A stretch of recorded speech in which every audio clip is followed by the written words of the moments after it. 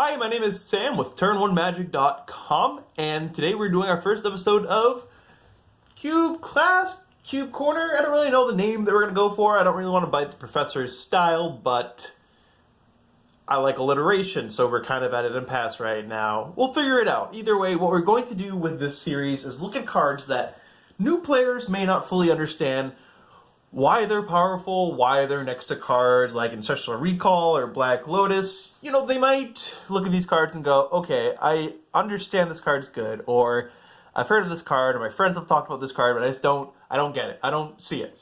And the reason we're doing this is because I was like that in a very major way. When I first started playing Magic, I learned through Cube. And as great as it was playing with the people I played with and learning through them, they didn't really tell me a lot of what was going on and how to do certain things. I think they're doing a lot of learning on their own too on the fly, and it was a trial by fire. I did a lot of losing. And for some people, it's going to suck, you know, when you get crushed by things you don't understand. So yeah, you know, this is not for people who are well-versed in Cube. If at any point you say to yourself, oh, that's obvious, why would you need to tell someone that? Then this is probably not for you. Okay, and that's fine, But understand that everyone starts somewhere, and Magic is at its most popular point right now. Cube inherently also is at the most popular point, so there are a lot of people walking into the game like I did. Maybe they're standard players, maybe they're just new to Magic and all their friends are playing Cube. There are a lot of different scenarios they could be in. Just remember, if you have any comments, kindness is best. So, I digress. Anyways, let's jump on it. Recurring Nightmare is our first card. This card right here is my favorite Cube card, Magic card ever. Everything about it's awesome. The art's amazing. It's Dirtle Fest 99 when you're using it. You just don't do anything for such a long time, and it's just really powerful. It's, to me, the epitome of a Cube card because it's powerful, but in a way that you have to kind of work for it, and it also does nothing. And when people think of Cube, they think, some people think of like Goblin Guide, sure, but a lot of people just think of the Dirtly Do Nothing decks. So, what does Recurring Nightmare do? Let's read it. It's an enchantment, 2 and a black. Sacrifice a creature, return Recurring Nightmare to owner's hand. Put target creature card from your graveyard into play. Play this ability as a sorcery. So you can only do it in your turn. You can't do it end the turn or anything like that. That'd be extremely disgusting if you could. But the reason this is powerful, so we're going to illustrate it. Let's say this is in play. This is my graveyard. And we're going to start with just 2 random creatures, right? We'll say that let's just stay in black, right? We will have a Flesh Carver in play and a Custody Lich in our graveyard. Flesh Carver, essentially, if you don't know what it does, makes a creature when it dies. It does some other stuff too, but for this case, that's the important part. And Custody Lich, when it enters the battlefield, you become the Monarch, and your opponent sacrifices a creature when you become the Monarch. So, I spend 2 and a black. This is my situation right now. I spend 2 and a black, I play this. My opponent lets resolve. Now I have priority. When I activate the Recurring Nightmare, I have to sacrifice the creature and return it to my hand.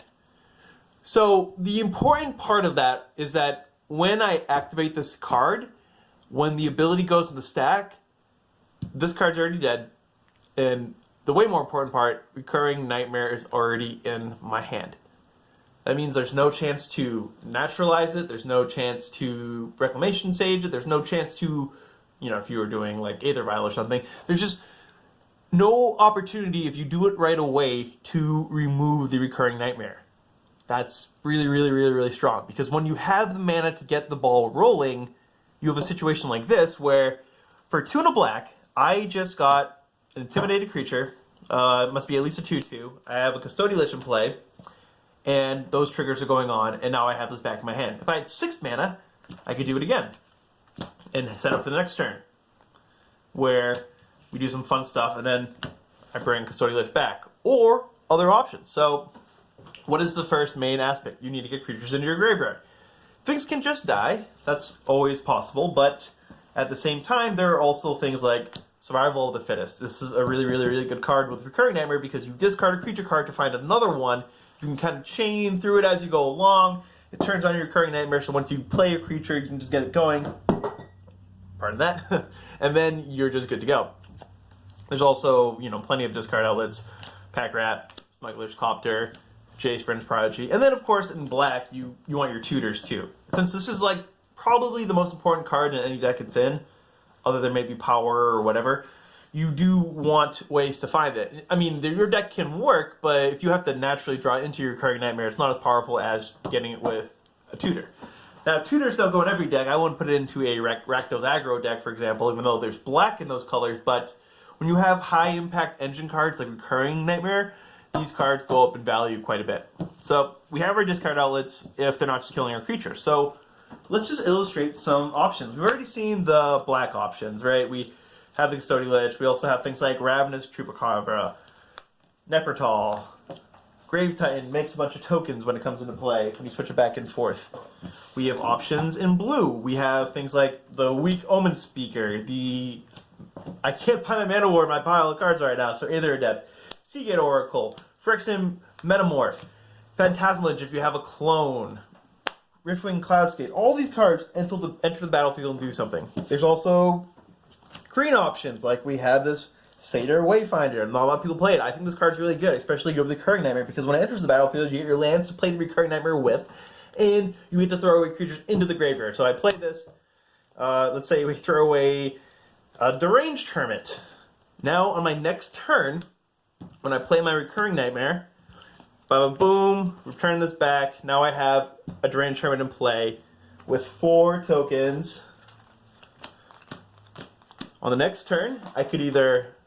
I'll probably just sack this, right? And then I play Recurring Nightmare. If I don't have another creature out, this token's gone. I have Deranged Hermit. I get another 4 tokens.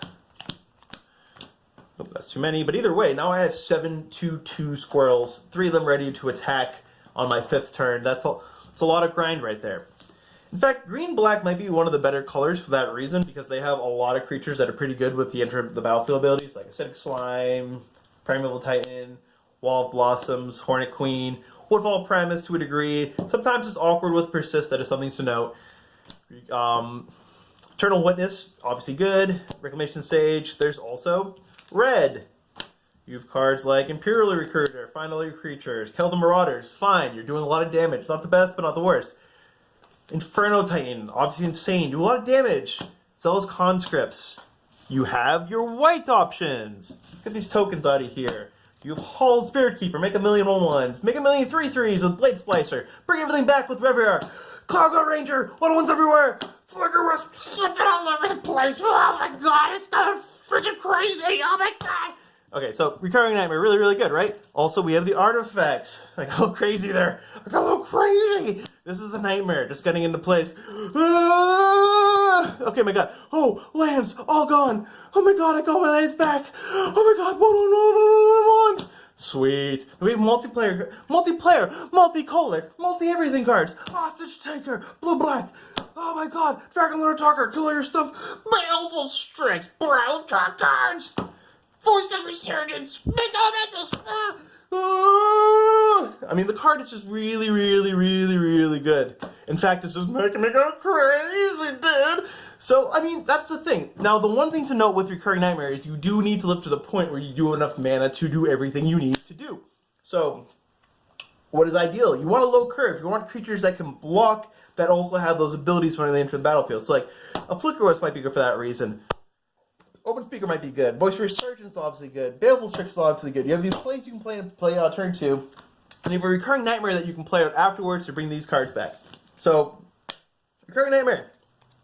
Pretty disgusting card. Makes me want to puke. No one wants to hear that, right? But either way, that is our first episode of Cube Class Corner. Whatever. Triple C's, baby. So, thank you for watching. Thank you for listening. Thank you for being you. And thank you for being positive. Thank you for bringing love into this world. Thank you for your heart. Thank you for your open hand.